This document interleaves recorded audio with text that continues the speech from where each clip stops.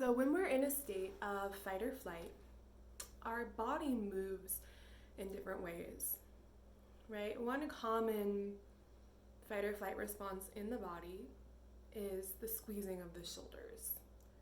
And that's why so many of us have such extreme tension in our necks, heads, and shoulders because of that physiological response in the body. Yeah, another area that creates a big response when in fight or flight is our pelvis.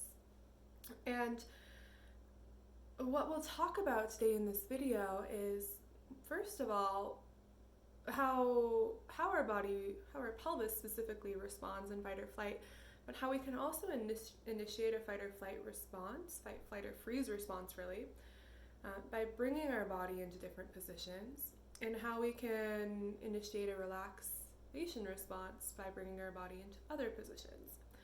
And so one cue that is heard over and over and over again in yoga and Pilates and dance and many, many movement practices is to tuck the tailbone.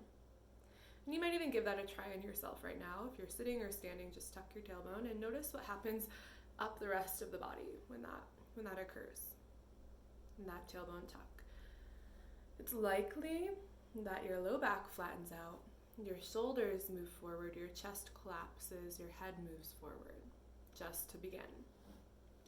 And you can think of this also as if you have a dog, and when your dog is scared or sad or feeling sick, what happens to their tail?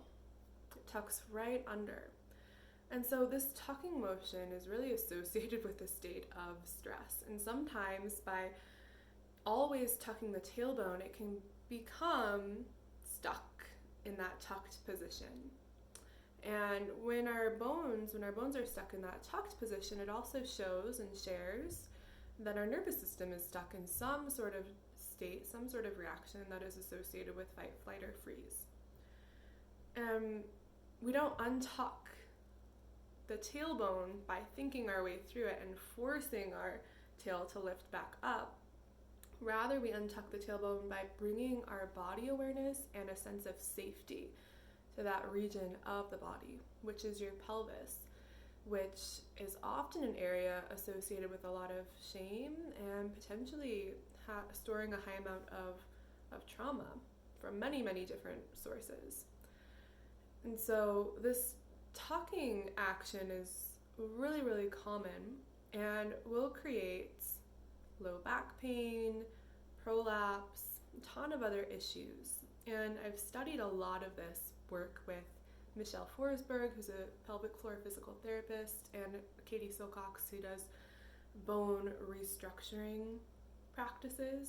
Simply through feeling where our bones are in space, they begin to realign and bring themselves to where they naturally need to be.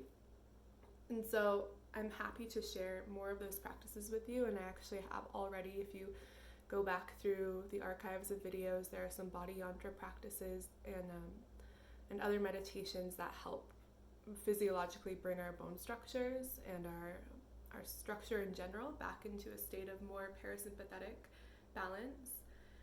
And just for your reference and just my suggestion, when you're doing your movement practices and you hear the cue tuck your tailbone over and over and over again, to consider refraining from that, because it can feed in further to that state of imbalance in the pelvic bowl. And so it's not to say we can never tuck our tailbone, that's never okay. Absolutely, there's a time and a place for it, yet it's not all the time, and it's not through every single movement. And we equally want to be able to lift our tail like a happy dog wagging its tail.